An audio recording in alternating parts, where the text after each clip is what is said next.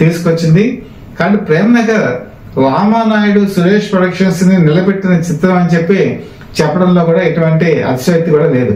అయితే ఈ సినిమాలో ఒక విచిత్రమైన పాట ఉంది, లే లే లే నా రాజా.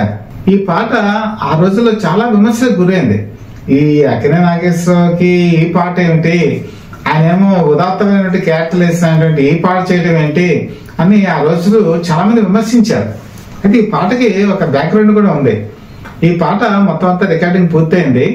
ఈ రికార్డింగ్ పూర్తయిన తర్వాత ఈ పాటను వింటున్నారు వాణిశ్రీ, అలాగే కేఎస్ ప్రకాశ్ రావు డైరెక్టర్, రామానాయుడు. ఈ పాట అంతా విన్న తర్వాత వాణిశ్రీకి డౌట్ వచ్చింది, ఈ పాట ఎవరి మీద చిత్రీకరణ చేస్తున్నారని అడిగారు.